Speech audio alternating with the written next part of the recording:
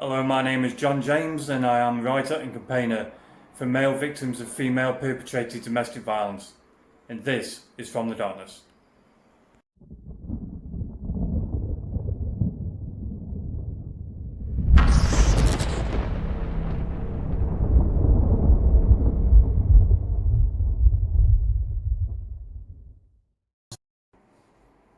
Hello and welcome to From the Darkness.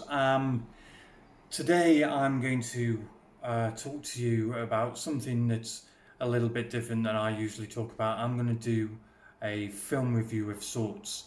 Have you ever seen the film Men Don't Tell?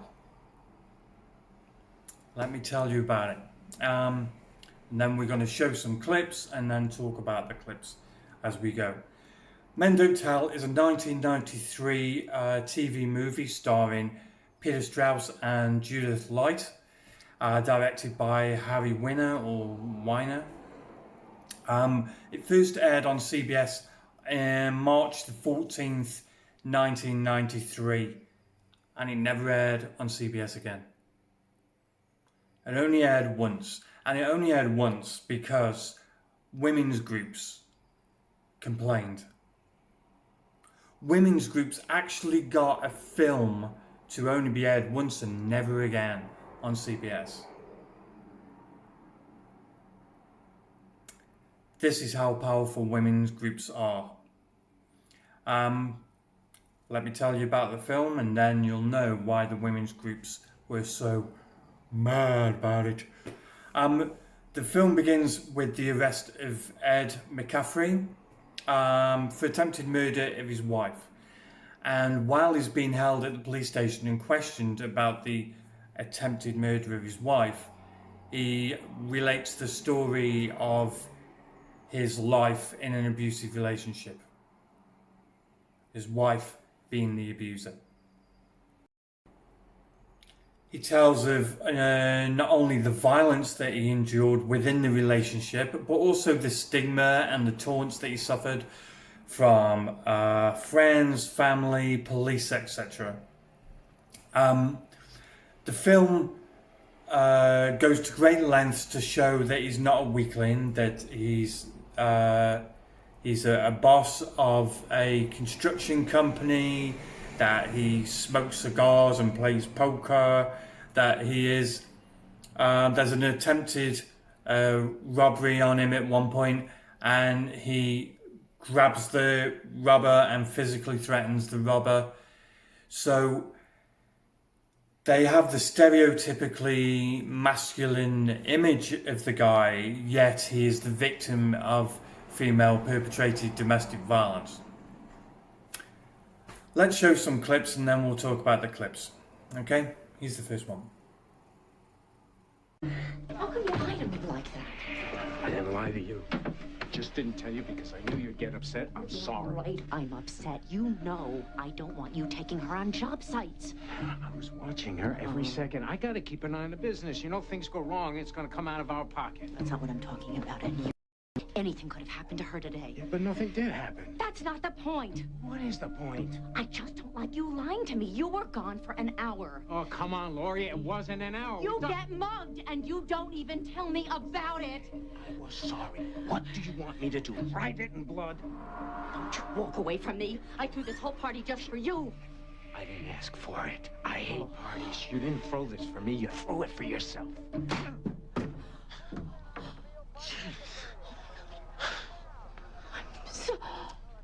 so sorry. Are you okay? Jeez, Lori. Oh, I didn't mean to. It's just sometimes you get me so mad. It's okay. I shouldn't have said what I said. It's my fault. I'm so sorry. Don't apologize. Hey, it's okay. It's okay.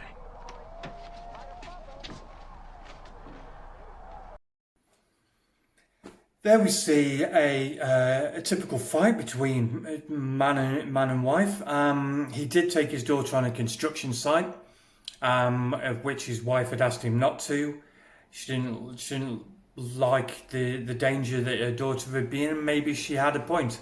But my God, was that a smack. And straight after do you notice that he apologises, that he says it's his fault? Now, that's a way to calm matters, but it's also stereotypical abused person's language, a victim's language.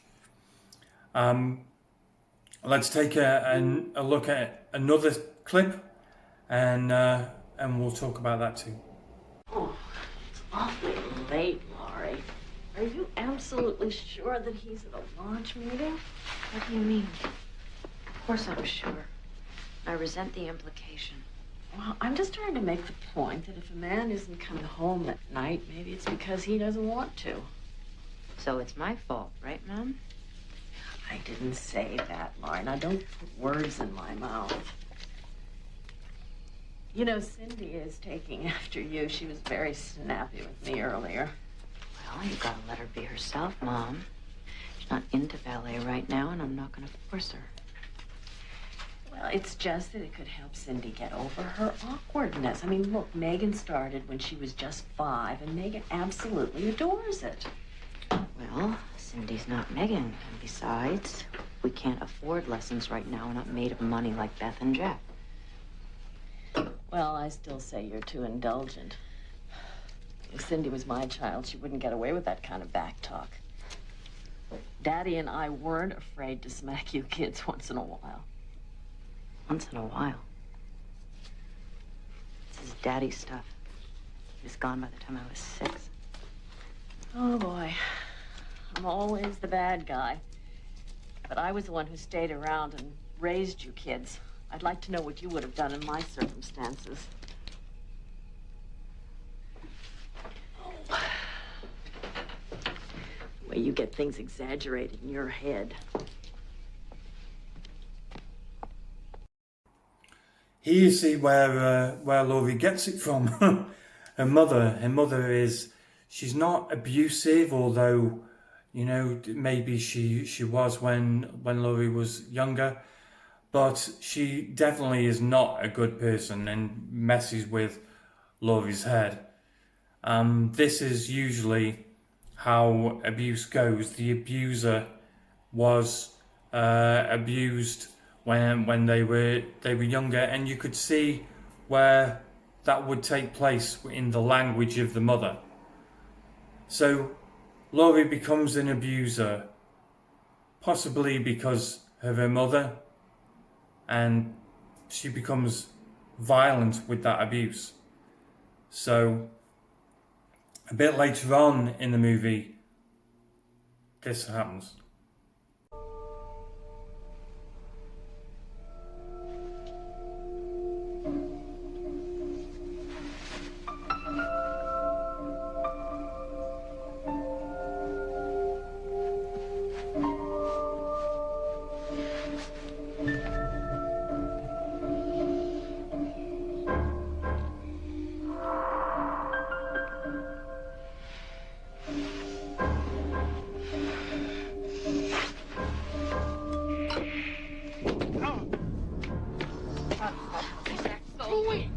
What are you doing?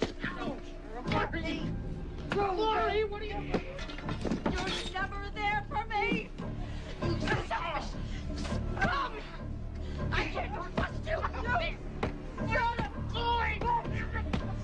You stop this right now! You stop it, I swear I'll...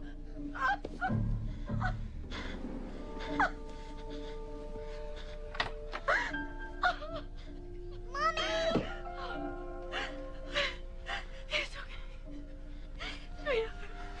It's okay, but Mommy's coming. Mommy's coming.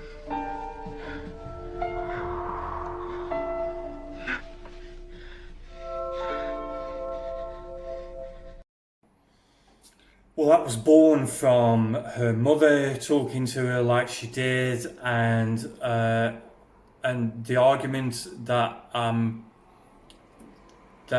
took place beforehand, and the drink, and that leads to attacking her husband in his sleep, which is on most occasions this is what women do.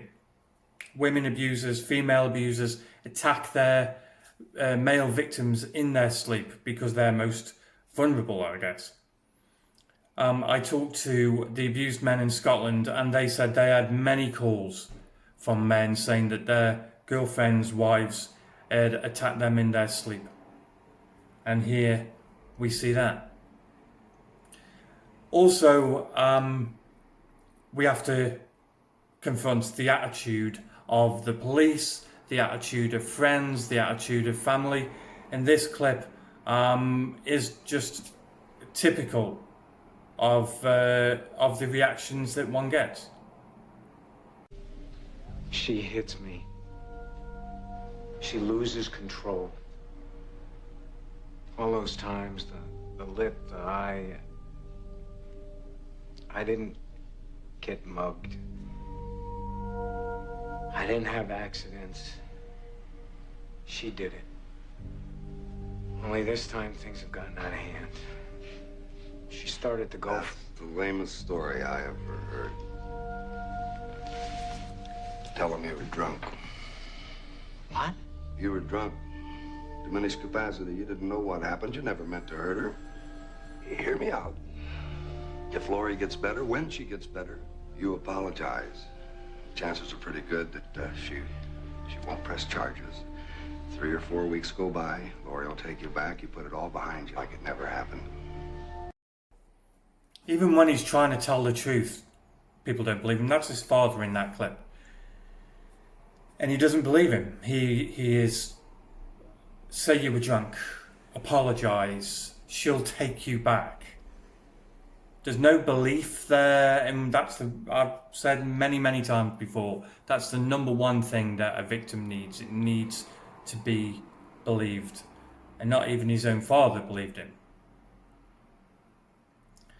So far in the movie, we've seen her violence, we've seen her mother being controlling, attacked in his sleep, his own father not believing him. This is what male survivors deal with every day, and male victims deal with every day. So now we're going to see, we've seen his father's reaction, now we're going to see the police reaction. Take a look, may be familiar. Crazy. You're out of your mind. You make me crazy! That's it. I hate you! I hate you! Where the hell do you think you're going?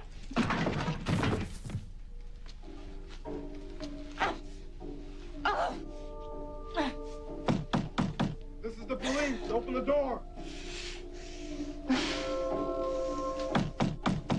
Police, open the door. Yes. Are you McCaffrey? Yes. We got a complaint from your neighbors. What seems to be the problem? There's no problem. Just tell the neighbors to mind their own damn business. Well, who's that on the floor? It's my wife. Mind if my partner comes in and talks to him? Yes, I do. Fine. No, go ahead. Mr. McCaffrey, let you and me talk outside. Mr. McCaffrey?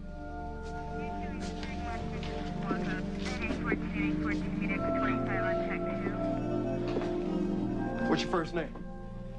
It's Ed. Want to talk about it, Ed? No, I don't want to talk about it, all right? Are you calmed down? Yes. Are you calmed down? Yes, I'm calm. I don't want to have to come back here again. You understand me? You understand me? She won't go to the hospital. Refuses to press charges. You got lucky this time. You know, I can't arrest you unless I witness you hitting your wife. That's the law in this state. Next time, you won't get so lucky. Next time, we'll get her to press charges. I guarantee it. Merry Christmas.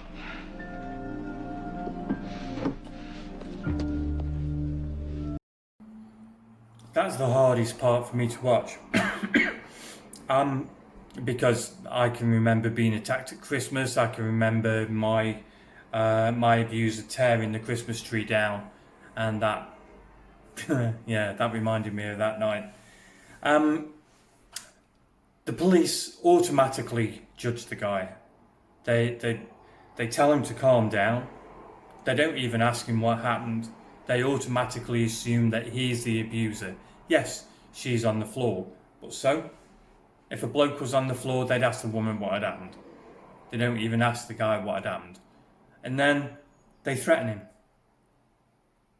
This is typical police reaction. And I say typical because it's not just my circumstances where the police have not believed me and have believed my abuser.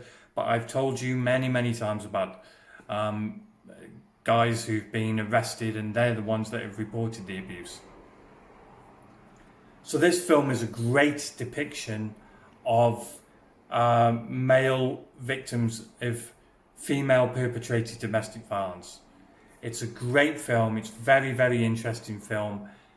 Yet it was stopped from being aired by women's groups. When are people going to stop letting women's groups telling them what to do? They have too much power, and it is the male victims of female perpetrated domestic violence which are suffering under their dark cloud that they seem to have over the whole of abuse. They seem to own it. I hope this film gets seen. I hope you go onto YouTube, because I can't find it anywhere else, but go onto YouTube. It's Men Don't Tell, and watch the movie.